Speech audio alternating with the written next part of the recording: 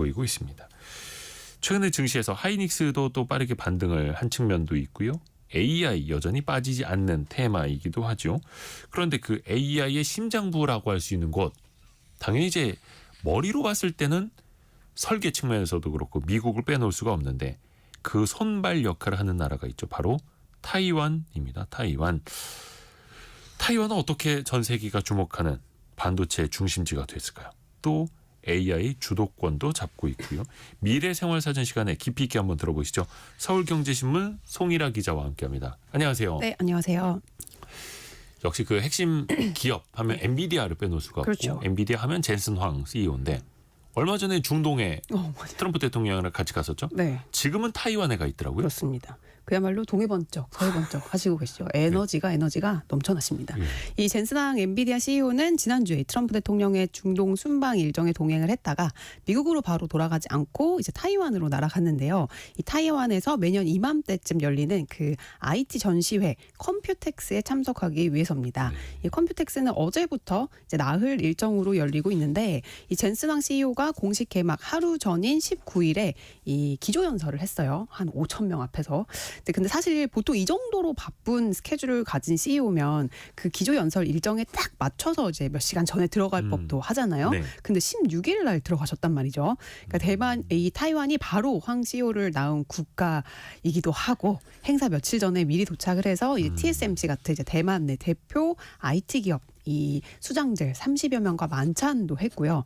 시민들, 기자들 할 거 없이 활발하게 네트워킹을 하면서 본인이 그리고 있는 AI의 미래, 또 엔비디아와 대만의 미래에 대해서도 좀 가감 없는 의견을 밝히면서 이제 그 겉으로 드러나기 나는 대만의 아들이다 이런 게 충분 너무나 느껴지게끔. 그러니까 현지 기업인들 CEO 창업가들 많이 만나서 격려도 해주고 맞아요. 같이 전통시장도 가고 먹을 거 먹으러도 다니고 맞아요. 사인도 많이 해주고. 그렇죠. 거의 무슨 연예인 굉장히 외향적인. 그런 것 같아요. 그래서 국내 언론사 기자들도 현장 취재 저희도 회사도 가고 많이 갔거든요. 네. 근데 이제 기조연설 시작 거의 한 2시간 전부터 줄을 아침 조식도 안 먹고 가서 나 줄 섰다 막 이런 친구도 있는데 근데도 정말 사람이 그때부터 너무너무 많아가지고 구름대처럼 몰려다니면서 가는 곳곳마다 그렇게 좀 사람들을 많이 몰고 다니시나 봅니다.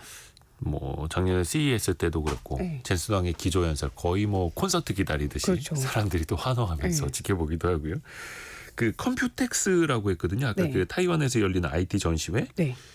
어떤 전시회입니까? CES 같은 거예요? 이 타이완 하면 이제 옛날부터 랩탑의 원탑이죠. 그러니까 PC 그 컴퓨터 하드웨어 강국이잖아요. 하드웨어 제조. 그렇죠. 그래서 이제 컴퓨텍스는 1981년부터 이제 시작이 됐고 원래는 이 타이완의 컴퓨터 제조 조립 회사들이 이제 컴퓨터 주변 장치나 부품을 전시하는 행사로 시작을 했어요. 그래서 뭔가 컴퓨터 X 그렇죠. 이런 식으로 이야기한 거 같네요. 그래서 근데 이제 2022년도에 이제 챗GPT가 이제 나오면서 이제 AI 혁명이 이제 막 흐름이 막 본격화하기 시작했잖아요. 근데 AI 기술과 이제 솔루션을 소개하는 이제 그 글로벌 반도체 및 IT 기업들이 다 모이게 된 행사로 좀 격상이 된 거예요. 한마디로 말해서. 그래서 지금은 아시아 최대 AI 인프라 전시회라고 이제 아예 명명되고 있고 올해는 AI 넥스트라는 주제로 이 타이베이 난강 전시관에서 열리고 있는데 34개 국가에서 1,400개 기업이 참가를 했습니다. 그래서 약 한 4,800개 정도 부스를 차렸는데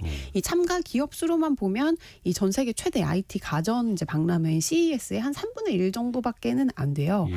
그리고 CES처럼 전 세계 기업들이 다 모이는 행사는 아니지만서도 이제 워낙에 이제 AI가 이제 뭔가 산업혁명처럼 이제 많은 것들을 이제 바꿔놓고 있는 그런 큰 흐름이기 때문에 일각에서는 이 컴퓨텍스가 CES의 위상을 위협하고 있다. 이런 분석까지도 나오는 곳들이 있더라고요. 그리고 그 중심에는 이 타이완 출신의 미국 이민자이자 전 세계 AI 반도체, 이제는 AI 인프라 기업 으로 이제 본인이 지칭을 하는 엔비디아를 만든 젠슨 황이 있는 거죠. 그래서 올해 그 컴퓨텍스에는 엔비디아뿐만이 아니고 인텔, 그다음에 AMD, 퀄컴 이런 이제 기업에서도 다 참석을 했고. 이제 이 타이완의 폭스콘 회장, 또 미디어텍 CEO 이런 분들이 이제 연설에 섰습니다. 세계적인 AI 기업들 또 젠슨 황 같은 셀럽 유명 인사들이 또 여기 와서 막 띄워주고 하면 또 이 행사도 점점 더 커지는 그렇죠. 거죠. 컴퓨텍스라는 행사도 우리가 또 기억을 해봐야겠네요. 우리나라 기업들도 참석을 했나요? 네, 했습니다. SK 하이닉스가 지난해에 이어서 올해도 부스를 차려서 이제 뭐 최신 HBM, 뭐 그래픽 D램 이런 AI 메모리 기술력 이제 선보였고요.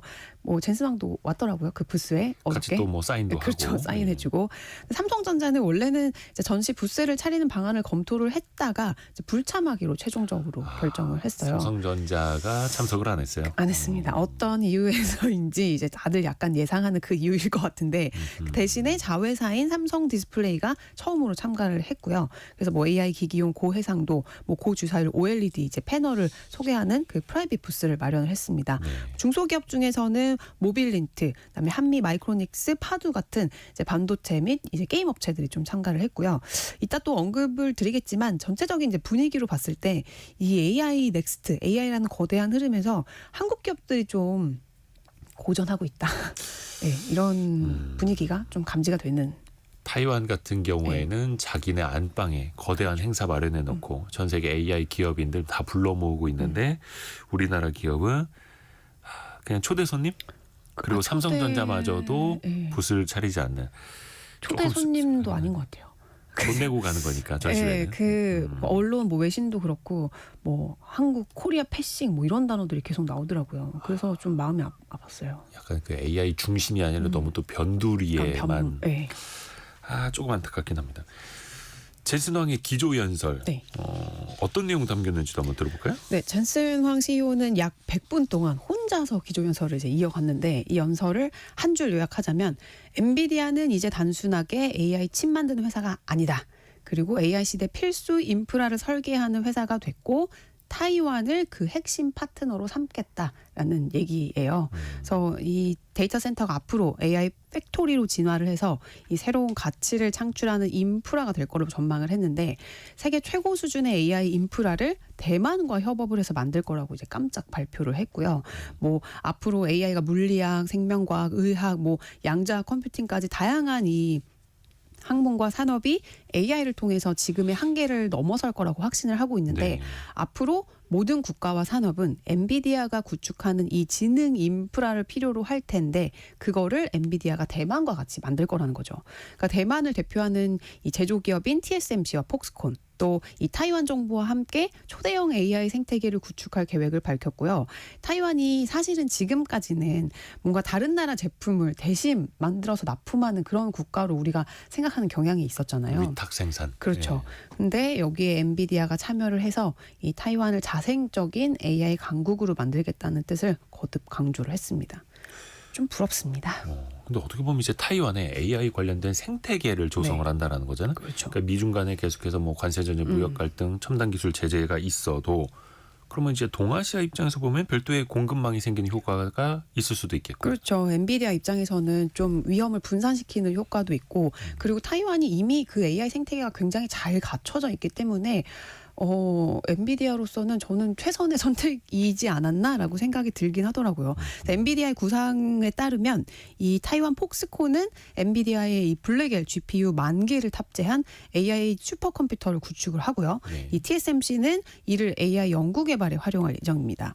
또 타이완 국가과학기술위원회는 연구자나 이제 스타트업, 기업 등의 이 AI 클라우드 컴퓨팅 자원을 제공할 거고 대만의 국립 고성능 컴퓨팅 센터에도 1,700개 이상의 이 엔비디아의 GPU를 탑재한 시스템이 배치될 예정입니다. 이 젠슨 황 CEO는 기조연설 내내 뭐 TSMC, 폭스콘, 위스트론, 퀀타 뭐 이런 대만의 주요 기업들을 일일이 다 언급을 하면서 AI와 로보틱스의 혁신이 타이완에서 시작되는 거는 매우 자연스러운 일이다. 이렇게 지켜 세웠거든요. 이미 이 TSMC는 엄청난 양의 AI 연구를 하고 있고 또 그렇죠. 폭스콘은 로보틱스 분야에서 좀 많이 이제 앞서 나가고 있다는 거죠. 이런 상황에서 이 타이완 안에 세계적인 수준의 이 AI 인프라 기반 시설이 만들어진다면 교육과 과학, 기술 발전이 가능해질 거라고 강조를 했고 이제 마지막으로는 뭐라고 얘기했냐면 엔비디아의 신사옥을 이 타이베이 북부에 짓겠다. 이렇게 발표를 했어요. 여기에 최소 이제 1,000여 명의 엔지니어를 고용하겠다는 계획은 이제 앞서서도 이제 밝혀졌었는데 이 신사옥의 규모가 실리콘밸리 본사에 맞먹을 거다. 이런 이제 뉴스들도 나오고 있거든요. 그래서 이 젠슨왕이 우리는이라고 했어요. 우리는 일생에서 한 번뿐인 특별한 기회를 맞이하고 있다. 그래서 AI와 로봇의 미래를 함께 만들어갈 최적의 장소가 타이완이라는 점은 의심의 여지가 없다. 이렇게 얘기를 했습니다.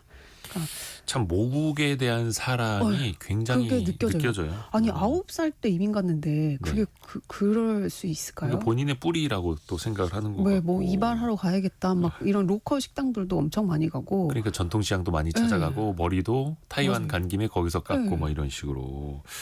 그러니까 TSMC도 그렇고 폭스콘도 그렇고 사실 폭스콘이 예전에는 그냥 애플 핸드폰 조립해주는 회사 아니야라고들 그렇죠. 생각했었을 텐데 이제는 전기차도 만들고 그렇죠. 로봇도 생산을 하고 있고 어마어마하게 커져가고 있습니다. 그러니까 어떻게 보면 이제 타이완이 그 중심에 있다라는 걸 계속해서 또 대외적으로 알리는 것 맞습니다. 같고요. 젠슨 황이 이렇게까지 하는 이유 역시 모국이기 때문입니까? 뭐 그렇게 뭐 당연히 그렇겠지만 사실 그렇게만 볼 수도 없는 게 일단 좀 그 황지효가 대만 타이난시에서 태어난 대만계 미국인이잖아요. 네. 그래서 9살 때 가족들과 미국으로 이민을 가서 쭉 미국에서 살았는데 본인의 뿌리가 이제 대만에 있다는 거를 계속 평소에도 강조를 했어요. 그렇죠. 뭐 말씀하셨던 것처럼 현지 식당이나 야시장 같은데 이제 맨날 이제 갈 때마다 이제 가고 또 17일에는 그 대만 AI 기업들과 만찬을 한 다음에 그 타이완 내 스포츠 축제인 월드 마스터스 게임의 마지막 성화 주자로 또 나서기도 했거든요. 정말 외향적인 다방면에서 바쁘십니다. 그리고 이제 컴퓨텍스에서는 폭스콘 부스를 찾아서 그 폭스콘 CEO랑 같이 Bring up 타이완 이렇게 외쳤어요. 그래서 아 진짜 이 뿌리가 이 타이완에 있구나라는 걸 느낄 수 있었고, 근데 이렇게 이제 타이완에 공을 들이는 이유가 단순히 이제 대만 출신이기 때문만은 아니라는 분석이 많은데 한마디로 이제 배고픈 시절부터 함께한 그 동료들이 거기 많기 때문이에요. 그래서 엔비디아가 뭐 게임용 그래픽 카드를 만들던 그 시절부터 이 타이완의 중소기업과 지속적으로 교류가 있었고, 이제 이들이랑 같이 바닥부터 시작해서 어느새 이제 주류의 AI 이 흐름을 주도했다는 자부심이 있는 거거든요. 그래서 기조 연설을 할 때도 뭐 엔비디아의 AI 반도체인 뭐 그레이스 블랙웰 소개하는 그 타이밍에 이 반도체에 들어가는 부품 생산 기업들을 일일이 다 나열을 했어요. 그래서 이 150개 타이완 기업이 이루는 생태계가 없었다면 엔비디아 설계를 실제 제품으로 구현하는 건 불가능했다. 이렇게 이제 감사함을 표현을 하기도 했거든요. 그러니까 지난번에도 송일아 기자가 이야기를 해준 것처럼 그 엔비디아 창업 초창기에 다들 무시하고 그렇죠. 심지어 이제 삼성전자도 너네 거 우리가 왜 만들어줘야 돼 이러고 있을 때 TSMC의 모리스 창이 우리한테 와라. 내가 해줄게. 또 격려도 해줬다고 하니까 참 고마운 거고 지금의 맞아요. 엔비디아의 뿌리를 이제 내리게 해준 거고요. 그리고 그 만찬장에서 끝나고 나서 그 TSMC 회장님을 이렇게 다 에스코트해갖고 택시를 태워서 보내주더라고요. 그래서 그런 거를 보면서도 아 저렇게 세계 최대의 정말 AI 기업의 수장이 너무 겸손한 모습으로 이제 TSMC 감사함 또 예우를 통해서 맞아요. 그거를 갖추는 게 참 인상적이었습니다. 그러게요. 참 부러운 모습이기도 합니다. 타이완 하면은 이제 TSMC를 빼놓을 수 없고 네. TSMC 하면 타이완이고 또 거기에서 젠슨 왕이 태어났고 또 그 고향에 뭔가 보답을 또 계속해서 하고 있고. 네. 근데 이게 AI 시대의 타이완이 또 중심에 서기까지는 이게 또 어떻게 이루어졌을까요? 그러니까 사실 우리가 대만 하면 저부터도 이제 폭스콘, TSMC 이렇게만 두 개 기업만 이제 딱 머리에 박혀 있는데 좀 더 깊이 이 타이완을 공부를 해보면 반도체 그냥 위탁 생산해주고 뭐 아이폰 조립해주는 그런 기업들만 있는 게 아니더라고요. 그래서 대만의 이 AI 파워는 반도체부터 서버, 하드웨어 이 완제품으로 이어지는 그 촘촘한 생태계가 있는데요. 제가 이제 자동차 부품 쪽에서 일하는 그 스타트업 대표님을 한테 좀 여쭤봤더니 우리나라 경영자들이 의외로 타이완을 잘 모르고 우습게 보는 경향이 있다. 이런 얘기를 하시더라고요. 그래서 우리보다 훨씬 더 규모가 크고 잘하는데 뭐 예를 들어서 스마트폰의 그 두뇌 역할을 하는 애플리케이션 프로세서 이 AP 세계 1위는 미국의 퀄컴이 아니고 대만의 이제 미디어텍이라는 회사고 미디어텍 전 세계 1위의 PC 태블릿 OEM 이제 기업은 퀀타. 그다음에 ODM 기업은 컴팔입니다. 그래서 폭스콘은 또 애플 제품뿐만이 아니고 주요 자동차 회사들의 전장 제품 OEM 역할을 하고 있고 또 전기차의 통신, 금융, 부동산까지 이제 다양한 이 사업을 보유하고 있는 대만의 삼성으로 컸죠. 그리고 PC는 옛날부터 강해서 전 세계 PC 시장 5위, 6위인 대만 에이수스, 우리가 아수스라고 부르는 그다음에 에이서 이런 기업들도 모두 이제 타이완에서 나온 기업이고 이런 기업들을 서포트하는 그 부품사 중견 기업들도 그 신주 지역에 이렇게 잔뜩 이 밸리를 형성하면서 모여 있더라고요. 한마디로 그 AI 밸류 체인이 촘촘하게 만들어져 있다는 의미를 뜻합니다. 그래서 이렇게 이제 대만이 AI 하드웨어 시장을 좀 장악을 하면서 국가 경제에도 굉장히 큰 도움이 되고 있는 상황이에요, 지금. 그래서 올해 1분기 대만의 그 국내 실질 총생산을 보면 전년 대비 5.4% 증가했어요. 우리가 1분기 역성장을 역성장했잖아요. 그럼 굉장히 대조적이더라고요. 우리는 메모리 반도체에 굉장히 또 치중이 되어 있고 그런데 AI 시대에 또 이제 삼성이 이제 뒤처지면서 좀 아픈 측면이 있고 그런데 타이완은 TSMC 등등을 해서 또 뿐만 아니라 미디어텍, 스마트폰 AP 정말 잘 하고 있고 그렇게 해서 고성장을 거듭하고 있는 나라가 되었고요. 참 그 파운드리 시장에서도 삼성전자 점유율이 10%가 깨졌는데 맞아요. TSMC는 60%대 후반까지 점유율을 더 높이고 있잖아요. 점점 더 그 매출의 격차가 벌어지고 있습니다. 이 엔비디아의 공급망에 들어갔냐 못 들어갔냐의 차이가 진짜 큰 것 같아요. 엄청나죠. 네, 그 TSMC가 세계 1위 파운드리 기업답게 이제 엔비디아의 AI 가속기 생산을 독점을 하면서 이 AI 반도체 강자로 우뚝 섰는데요. 올해 1분기 TSMC 매출이 전년 대비 42% 급증을 했어요. 이렇게 큰 회사가 매출이 42%가 급증한다는 게 어마어마하게 상상도 못할 정도인데 그렇죠. 그래서 매출이 37조 원으로 삼성전자의 반도체 사업 담당하는 그 DS 부문과 10조 이상의 차이를 벌렸습니다. 이 두 회사의 매출 차이가 작년 3분기까지만 해도 약 3조 원 정도였어요. 그래서 우리 좀만 열심히 하면 따라잡을 수 있어. 약간 이런 분위기였는데 4분기에 이게 8조로 벌어지고 올해 1분기 10조 이상으로 점점 커지고 있는 상황입니다. 그래서 결국에는 이 삼성전자가 AI 열풍으로 이 수요가 급증하고 있는 HBM 주도권을 좀 놓쳤기 때문이라는 분석이 이제 제일 지배적이고 우리도 한때라고 하기도 좀 반도체 강국으로 불리던 때가 있었는데 AI 시대에는 점점 이제 뒤처지고 있다는 지적이 나오고 있습니다. 실제로 이번에 젠스망이 기조연설 할 때 정말 숱한 기업들의 이름을 호명을 했는데 우리나라 기업은 삼성전자 딱 한 번 정도 그냥 스치듯 언급한 정도가 다였고 참 내세울 만한 게 정말 그 AI 반도체 필요한 게 굉장히 많을 텐데 냉각기도 필요하고 근데 그런 기업들이 좀 많이 나오지 못하고 있는 게 아쉬운 상황입니다. 안타깝죠. 좀 우리나라 그래서 더 기술적으로도 우리는 계속해서 그 기술 발전으로 앞서 나갔던 국가인데 이 측면에서 보면 좀 위기라는 인식도 들고요. 또 얼마 전에 아직 확정은 안 됐다고 합니다만 TSMC가 판가를 인상하겠다. 그 제조 원가 올라가고 있기 때문에 우리도 가격을 올리겠습니다라고 했는데 그럼 엔비디아 입장에서는 자신들의 이익이 좀 손실될 수도 있으니까 안 좋은 건데 젠슨왕은 이해한다, 동의한다 맞아요. 이야기를 했더라고요. TSMC한테 더 가격 올려주겠다. 그런 것도 보면은 좀 부러운 게 우리가 이거는 호불호 그 의견이 갈리겠지만 우리나라에서 중소 중견 기업 부품사들이 성장하지 못하는 게 어떻게 보면 대기업들 때문이다라는 얘기도 되게 많잖아요. 우리나라 대기업들은 판가 인하 압력 후려치기, 넣는데 갑질 이러면서 이제 클 수 없는 환경을 만드는 그 너무나도 큰 대기업들이 이 어떤 질비하다 이런 지적들도 있어서 그것도 일리 일견 말이 되는 얘기구나라고 생각이 들더라고요. 지금은 좀 그래도 나아지고는 있다고 합니다만 왜 CR이라고 하죠. 코스트 리듀스. 그러니까 단가 인하. 그렇죠. 그러니까 거의 매년 일종의 챌린지처럼 되는 거고 그래서 그 중소협력사도 운영하시는 사장님들 말씀 들어보면 거의 재무제표까지 가져오고 원가 분석표까지 이제 갖다 바쳐야 될 정도로 그 하나하나 뜯어보면서 이거 이만큼 가격 내리실 수 있잖아요. 엄청난 압박이 들어온다. 맞아요. 그래서 차라리 그냥 외국 기업하고 거래하는 게 더 마음도 편하고 이익률도 좋다. 그렇죠. 이렇게도 이야기를 하시죠. 하여튼 이제 타이완과 네. 그 제스왕의 그 엔비디아 입장에서 또 이제 다른 흐름 이어지고 있다는 걸 배웠고요. 이게 사실 TSMC가 워낙 이제 시장 압도적인 점유율을 갖고 있어서 그런데 네네. 다른 알짜 기업들도 많잖아요. 네, 그렇죠. 방금 말씀드린 수많은 기업들이 있고 이 파운드리 점유율 1위 TSMC를 중심으로 반도체 설계와 제조, 이제 후공정까지 이제 거쳐서 이제 세계적인 수준의 기업이 즐비합니다. 뭐 말씀드린 것처럼 반도체 설계 분야 1위는 미디어텍이고 후공정 패키징 1위는 ASE. 또 폭스콘은 AI 서버 제조 시장의 넘버 원이고 에이스피드라는 기업은 AI 서버에 들어가는 이 기판 관리 컨트롤러라는 이 시장 점유율의 80%를 차지하고 있습니다. 그래서 이 엔비디아의 AI 서버 생태계에 들어간 주요 10개의 타이완 기업들의 작년 매출이요 507조 원이래요.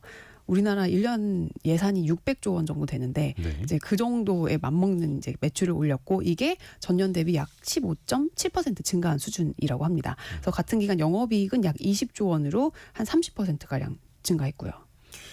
그러니까 어떻게 보면 이제 그 밸류체인이라고 하는 네, 그 수직적인 생태계를 다 이제 장악을 하고 있는 건데 맞아요. 미국의 뭐 구글이나 메타 같은 빅테크들도 그럼 이런 타이완 기업들 없이는 절대 안 안 되죠. 돌아갈 거 아니에요. 네, 뭐 폭스콘, 퀀타, 위스트론 이런 타이완 기업들과 손을 잡지 않으면 여기서 이제 물건 공급을 받지 않으면 이 AI 데이터 센터를 만들 수가 없는 거예요. 그래서 타이완은 뭐 열을 식히는 그 냉각 시스템 이나 AI 가속기를 쌓아 넣는 그 모듈 같은 AI 서버 핵심 기술을 다 독식을 하고 있기 때문인데요. 이처럼 AI의 그 서버 생태계에 속한 타이완 기업들은 지난해 다 그 두 자릿수 성장을 했어요. 엔비디아 그 생태계에 속한 기업들이 특히 엔비디아의 제2 서버 공급사인 퀀타, 뭐 서버용 메인보드 제조사인 위스트론, 액체 냉각 솔루션 업체 위인의 1분기 영업이익이 작년에 그러니까 1분기 영업이익이 작년 대비 다 2배 이상 늘었어요. 영업이익이 2배 이상 늘었어요. 그래서 참 좋겠다. 네. 그러니까 타이완의 성장률도 네. GDP 성장률도 5% 이상 나오는 거고요. 어떻게 보면 이제 AI 시대의 전체 패권은 아니더라도 그 맞아요. 생태계를 이제 장악을 해 나가고 있는 타이완의 모습인데 이게 어떻게 가능했던 걸까요? 그러니까 제가 느끼는 거는 준비된 자가 기회를 만났을 때 이렇게 성장할 수 있구나라는 거를 느꼈거든요. 그래서 근데 그 배경에는 정부의 어떤 지원이 굉장히 크게 자리를 하고 있어요. 이 타이완은 1973년도에 이 공업기술연구원을 설립을 해서 이제 정부 주도의 개발을 시작을 했거든요. 여기서 기술 창업을 이제 잔뜩 지원을 했고 이 TSMC뿐만이 아니고 세계 3위 파운드리 UMC나 뭐 타이완 디램 업체인 윈본드 등도 이제 여기서 출발한 기업들이고 이어서 1980년대 들어서는 그 아까 말씀드린 신주 과학단지를 세워서 전자 부품 생태계를 구축을 했고요. 또 중소기업처를 신설을 해서 여기 이런 기업들의 세제나 금융 지원을 쏟아 부었습니다. 그래서 부품 산업도 키웠고 여기서 이제 이렇게 생태계를 만들어 오던 차에 이제 본격 개화한 AI 시대에 엔비디아와 TSMC가 글로벌 정말 슈퍼스타로 떠올랐죠. 그래서 타이완을 명실상부한 AI 하드웨어 중심국으로 올려놓은 거고요. 이렇게 이제 AI 하드웨어 산업이 나라를 먹여 살릴 정도의 이제 보물이 됐잖아요. 그래서 타이완 정부가 최근에 원자력 발전 운영 그 기한을 20년 연장을 하기로 했어요. 다 원전 이제 폐지하고 하는데 전력 수요가 또 굉장히 늘어나고 있으니까요. 탈원전 정책보다는 AI 산업을 일단은 키우는 게 국가를 위해서 더 낫다는 판단이 작용을 했다. 이런 분석이 나오고 있습니다. 그런데 이렇게 밝은 면만 있는 건 아닙니다. 그렇죠. 또 지정학적으로 트럼프의 그 미국 상호 관세 네. 우리보다 높은 32% 아니던가요? 네, 맞습니다. 지금 그래서 뭐 어떤 협상 카드로 TSMC를 좀 많이 쓰고 있는 것 같아요. 네. 그래서 TSMC가 올 초에 미국에 이제 투자를 하겠다. 미국의 반도체 공장을 뭐 3곳 정도 지어서 뭐 패키징을 비롯한 관련 설비를 이제 구축하겠다는 이제 계획을 세우고 이거를 뭐 트럼프 대통령도 엄청 지켜 세우고 뭐 기자회견도 하고 막 그랬거든요. 근데 이게 따지고 보면 트럼프 정부가 반도체 이제 고율 수입 관세를 부과할 가능성을 좀 내세우면서 TSMC의 미국 투자를 압박해서 이런 결과가 나온 건데 이제 이에 대만 정부와 의회는 이거를 제한하거나 금지할 수 있다. 또 이런 지금 견제를 하고 있는 상황이에요. 그래서 TSMC의 미국 투자 확대가 이제 타이완의 반도체 산업 경쟁력을 약화시키고 또 국가 안보 위기까지 불러올 수 있다는 점을 우려를 하고 있기 때문인데요. 그래서 일각에서는 이 타이완 정부가 TSMC의 미국 투자 규제를 향후 관세 협상을 할 때 어떤 카드로 쓸 거다. 이런 전망을 하고 있어요. 실제 이제 미국이 대만에 32% 상호 관세를 부과를 한 데 대해서 이 라이칭더 대만 총통이 뭐 심각한 도전으로 이해하고 있지만 이제 좀 협상을 통해서 인하하겠다. 뭐 일단 이렇게 밝힌 상태예요. 그 TSMC 같은 경우에는 뭐 미국 쪽 투자도 계속 늘리고 있고 일본이라든지 여러 쪽으로 이제 또 다변화하면서 리스크를 좀 분산을 하고 있기는 하더라고요. 또 하나가 이게 지정학적으로 타이완이 갖고 있는 어쩔 수 없는 숙명 같은 게 있지 않습니까? 맞습니다. 중국이 군사적으로도 또 위협을 네. 자주 하고요. 네. 이 문제는 어떻게 봐야 될까요? 이게 또 워낙 민감한 이슈잖아요. 네. 그래서 일단 그 라이 총통은 중국이 타이완을 상대로 군사 압력 수위를 높이는 데 대해서 뭐 최악의 사태를 가정해서 우리는 최선의 준비를 하는 수밖에 없다. 뭐 이렇게 얘기를 하면서도 평화적인 공정과 공영을 희망한다. 이렇게 얘기를 했고 양국의 관계는 사실 미국의 역할이 굉장히 중요하거든요. 근데 트럼프 대통령이 뭐라 그랬냐면 그 TSMC가 미국의 그 대미 투자 계획을 밝힌 직후에 어떤 기자가 질문을 했는데 이번 투자가 중국의 대만 침공 가능성을 최소화할 수는 없겠지만 매우 중요한 사업이기 때문에 뭐 미국에서 큰 부문을 차지하게 될 거다. 이렇게 약간 우회적으로 이렇게 은근히 얘기를 했거든요. 그러니까 대만이 대놓고 이 중국이 타이완을 침공을 하면 뭐 보호하겠다라고까지 말한 건 아니지만 우리가 이제 이건 되게 중요한 사업이기 때문에 TSMC가 좀 개입의 여지가 있다. 뭐 이런 뜻을 내비쳤는데 이 지정학적 위기는 계속 이제 지켜봐야 될 것 같아요. 그렇죠. 타이완으로서는 굉장히 큰 리스크 요인이죠. 반도체 공급망 네. 타이완을 빼놓고 이야기할 수는 없기 때문에 미국 입장에서도 계속해서 신경을 쓸 수밖에 없는 거죠. 엔비디아 이야기로 다시 또 한번 들어가 볼까요?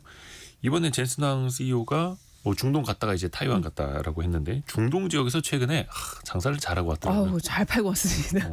먼저 그 아랍에미리트에서 엔비디아의 최첨단 AI 칩을 연간 최대 50만 개 수출하기로 합의를 했거든요. 근데 이 계약이 체결이 되면 엔비디아는 약 28조 원 정도 수준의 신규 매출이 발생할 걸로 예상이 되고 있습니다. 이게 연간 매출의 15% 정도에 달하는 수준이에요. 꽤 크죠. 그리고 사우디에서도 이제 AMD와 엔비디아가 각각 10억 달러 규모의 반도체와 소프트웨어 계약을 체결을 했고 그동안 엔비디아는 그 빅테크 의존도가 굉장히 높았잖아요. 네. 뭐 매출의 약 90%를 이제 칩이 차지하고 있는데 여기에 마이크로소프트나 아마존, 구글 같은 빅테크 비중이 절반 이상이었어요. 근데 이 기업들이 언젠가는 자체 칩으로 변환할 가능성이 늘 있잖아요. 네. 그래서 이제 젠슨 황 CEO는 계속 이 빅테크 바깥으로 사업을 다각화하려고 이제 강조를 하고 있었는데 이번에 중동 계약이 좀 크게 터져준 거죠. 그래서 덕분에 엔비디아 주가도 많이 올랐고 많이 올랐어요. 한동안 좀 이제 주춤해서 많은 서학기민 분들도 네. 걱정을 했는데 최근에 주가도 많이 회복을 했습니다. 그 사이에서 트럼프 대통령이 또 큰 역할을 했죠. 네. 원래는 그 미국 정부가 그 전임 조 바이든 행정부 때 미국산 AI가 중국으로 이제 우회적으로 들어가는 거를 좀 원천 차단을 하기 위해서 이제 뭐 우리나라 같은 주요 동맹국을 제외하고 각 나라별로 수출 물량의 한도를 정했었거든요. 근데 트럼프 행정부가 이 정책을 이달 초에 폐기를 했어요. 그래서 이제 한마디로 이제 트럼프가 엔비디아의 중동 계약을 이제 이끌었다. 그러니까 그 어떤 단초를 제공을 해줬다라고 볼 수 있죠. 그러니까 중동 국가들 입장에서도 AI 시대를 대비 안 할 수가 없는데 그렇죠. 엔비디아의 칩이 또 많이 필요하고 많이 또 이제 사간다고 했고 그런데 약간 이제 미국과 중동 지역은 좀 끈끈하다라기보다는 뭔가 적당히 가깝고 그렇죠. 적당히 먼 관계, 약간 기회주의적이기도 긴장이 좀 하고. 있는 관계 예, 이런 맞습니다. 흐름이었었는데 이게 중동 지역으로 AI 칩을 많이 또 수출하는 게 이게 위험하다라는 시각도 있잖아요. 네, 미국 그 민주당에서 엄청나게 지금 경고를 날리고 있는데 특히 이제 아랍에미리트가 친미 국가로 분류가 되지만 사실 최대 무역 파트너는 중국이에요. 예. 그리고 미국의 또 다른 패권 경쟁국인 러시아랑도 친하단 말이죠. 그래서 일각에서는 이 최첨단 칩이 건너 결국엔 중국으로 흘러 들어가지 않을까 이런 이제 어떤 경고가 나오고 있고 민주당 상원 이제 원내대표인 척 슈머가 뭐라고 했냐면 가장 민감한 AI 반도체 기술이 이 모호한 외국 투자와 맞바뀌었다. 이렇게 얘기를 하면서 중국으로의 기술 유출 가능성을 강하게 경고를 하고 나섰습니다. 그리고 또 사우디나 이제 아랍에미리트가 이 칩들을 어떻게 통제를 할지 중국 정부나 제조업체가 접근하는 걸 어떻게 막을지에 대한 명확한 방안이 없다. 이런 거죠. 그래서 또 한편으로는 중국의 이제 중동 지역에 데이터 센터를 짓기로 했잖아요. 그래서 경제 자산을 해외로 넘긴다라는 논란도 있어요. 그래서 뉴욕타임즈가 뉴욕타임즈가 항상 이 트럼프 정부를 굉장히 비판을 많이 하는데 트럼프 행정부가 이번 협력을 통해서 중동의 AI 기반 인프라를 외주화했다. 이런 분석도 내놨거든요. 이제 과거 미국이 제조업과 에너지 산업에서 경험했던 그 주도권 상실의 전철을 밟는 걸 수도 있다고. 근데 약간 좀 투머치하게 나간 것 같긴 한데 아무튼 그렇게 지금 비판이 나오고 있습니다. 어떻게 보면은 AI가 또 패권 경쟁의 한 중심에 또 있기 때문에 간과할 수 없는 문제이기도 하고요. 또 그 엔비디아의 최신 AI 칩을 중국이 다른 나라를 통해서 우회적으로 수입하고 있다. 이런 의혹은 계속되고 있잖아요. 맞아요. 젠슨 황은 뭐라고 말하던가요? 당연히 아니라고 하죠. 이 민주당의 비판이 나오니까 젠슨 왕이 엔비디아의 최신 칩이 중국으로 몰래 넘어간다는 어떤 증거도 없다. 그리고 사실 이 그레이스 블랙웰 그 시스템이 거의 2톤에 달하는데 이거를 주머니나 백팩에 넣을 수 현실적으로 물리적으로 불가능하다는 거예요. 그냥 이게 칩만 파는 게 아니고 네. 그게 그래픽 카드처럼 이렇게 패키징만 파는 게 아니고 네. 서버렉까지 해서 맞아요. 시스템으로 전체를 판다는 맞아요. 거죠. 초대형 그 서버 형태로 공급을 하고 있어서 물리적으로 밀반출이 불가능하다. 일단 이렇게 좀 정면으로 반박을 한 상황입니다. 물론 그 안에서 이 그래픽 카드 GPU만 빼서 우회 수출할 수 있는 방법은 있죠. 뭐 그렇죠. 방법이 없는 거는 네. 아니고요. 모든 절대적인 건 없습니다. 그러게요. 그러면 엔비디아 입장에서도 어떤 선택을 해야 할 수도 있지 않겠습니까? 언젠가는? 네. 그래서 젠슨 왕은 기술 확산이라는 이제 프레임을 또 꺼내 들었는데요. 이제 미국 기술은 가능한 한 널리 퍼져야 된다는 거죠. 그래서 이거를 중국을 기술적으로 고립시키는 것보다 미국의 영향력을 더 키우는 데는 기술이 더 널리 퍼져야 된다는 거예요. 그게 더 효과적이라는 거죠. 그래서 수출 통계의 한계는 사실 미국 내에서도 이미 공론화가 되고 있어요. 그래서 미국의 한 연구소는 최근 보고서에서 뭐라 그랬냐면 미국의 수출 금지 전략은 시간을 벌 수는 있어도 판을 바꾸지는 못한다. 그래서 중국과의 기술 경쟁에서 우위를 유지하려면 뭐 글로벌 인재 확보하고 교육 더 많이 시키고 뭐 이런 게 중요하지 수출 통제로는 그냥 조금 한 시간 한 5분 10분 이렇게 딜레이 시키는 거 정도 그 정도의 효과밖에 없다 이런 지적들이 나오고 있어요. 우리 왜 딥시크 사태 때도 네. 오히려 이렇게 옥죄수록 더 이거를 내가 이겨내고 더 높은 어떤 성과를 창출해내는 모습을 봤잖아요. 그러니까 제한을 하면 안 돼요. 그러니까 오히려 중국 입장에서도 보면 반도체 소부장 기업도 육성을 하고 있고 반도체도 이제 7나노까지도 그 내부에서 또 중국 내에도 USMC던가요? 그 파운드리 네. 파운드리 기업들도 또 빠르게 또 올라오고 있고요. 근데 빅테크 입장에서도 보면 중국이라는 시장 자체가 원체 크기 때문에 맞아요. 참 버릴 수 없는 시장이기도 해요. 거대한 중국 시장을 사실은 포기를 할 수 없죠. 뭐 사실 테슬라도 그렇고 애플도 그렇고. 그래서 미국 빅테크 기업들은 이제 아슬아슬하게 좀 어떻게든 좀 해보려고 줄타기를 하고 있는 상황이에요. 그래서 애플 같은 경우는 챗GPT가 금지된 이제 중국에서 AI 기능을 탑재한 아이폰을 출시하기 위해서 알리바바와 지금 협력을 이제 속닥속닥 하고 있고, 엔비디아는 아예 중국 상하이에 연구개발센터를 설립할 계획도 밝혔어요. 그래서 이제 상하이의 연구개발센터라 이게 뭐 적진으로 들어간다 이런 느낌도 있는데 이 중국 고객 수요와 미국의 수출 규제를 모두 충족하는 그 기술 요건을 여기서 연구할 계획이다 이렇게 얘기를 했거든요. 뭐 하지만 GPU의 설계도를 중국으로 반출하지는 않겠다라고 선을 그었고요. 근데 그도 그럴 게 엔비디아가 작년 전체 매출의 한 14% 정도에 해당하는 그 비중이 중국에서 나왔어요. 그래서 결코 포기할 수 없는 시장이기 때문에 뭐 중국 전용 칩을 만들던 뭐 R&D 센터를 짓던 간에 잘 지내야 돼요. 여기서든 저기서든. 근데 그 연구개발센터를 중국 상하이에 짓는데 네. 근데 핵심 기술이 설계도가 중국으로 들어가진 않게 하겠다. 약간 좀 앞뒤가 안 맞는 것 말이야 같기도 하고. 방구야 뭐 이런. 근데 트럼프 행정부에서 이번에 그 H20이라고 하는 네. 저사양 그러니까 상대적으로 중국에 이 정도는 팔아도 돼라고 했던 것도 이제 네. 수출 금지한다라고 맞아요. 했잖아요. 네. 이런 행보를 좀 트럼프 행정부 입장에서 보면 그렇게 곱게 볼 수는 없을 것 그렇지는 같은데. 않겠죠. 그래서 뭐 젠슨 왕도 여러 군데 가서 트럼프 행정부의 트럼프의 그런 어떤 기조 같은 거를 막 이렇게 지켜 세우고 하잖아요. 네. 그래서 어떤 식으로든 이제 행정부가 갖은 협박과 회유를 하겠지만 뭐 엔비디아 입장에서도 기업 간데 쉽게 물러서지는 않겠죠. 어쨌든지 저쨌든지 이 미국의 AI 주도권을 쥐어준 이 최고의 기업이 엔비디아인 만큼 서로 뭔가 합의점을 찾아가지 않을까 싶어요. 요거는 계속 또 우리가 네. 지켜봐야 하는 거고요. 끝내기 전에 여러 가지 이제 AI 생태계 또 타이완의 기술 분야 이야기를 좀 했는데 우리 일상과 맞닿는 네. 부분도 좀 이야기를 해보죠. 요즘에 그 챗GPT 이용하시는 분들 정말 많이 늘고 맞아요. 있는데 송 기자는 혹시 어떻게 이용하고 있어요? 저는 이 친구의 능력의 한 30% 정도밖에 못 쓰고 있는 것 같아요. 챗GPT가 이제 이 친구예요? 이 친구예요. 지금 친구라고 명명을 하기 시작했습니다. 하루의 대화를 또 친구보다 네, 많이 하고. 친구보다 많이 하게 될 것 같아요. 그래서 이 기획기사 초안 만들 때 리서치 정도 찾아보는 그게 저는 제일 큰 비중인데 능률이 올라가죠. 이제. 능률이 올라가죠. 근데 이제 얘랑 이제 대화하는 것처럼 하다 보면은 이게 저희 그 미래생활사전 초안 짤 때도 얘가 꼬리 질문을 해주는 그 툴이 있어요. 예. 그래서 이제 그것만 계속 누르면 한 이 원고를 초안을 굉장히 쉽게 쓸 수 있는. 그렇죠. 이 40분 분량의 원고를 쓴다는 게 그렇죠. 진짜 쉽지 않은데 그래서 이제 어떻게 보면 맞아요. 생산성이 또 높아지고 있는 거고 근데 확실히 유료 버전을 써야겠더라고요. 한 달에 22달러 네, 부가세 3만 원 포함해서. 정도. 네. 근데 이게 어떤 분들은 아직 멀었다. 사람이 더 낫다. 이렇게 네, 반응하시는 분들도 있고 어떤 분들은 네. 와 이렇게까지 한다고 매번 네. 또 놀라워하시는 분들도 있거든요. 네. 어떤 점에서 이런 차이가 나올까요?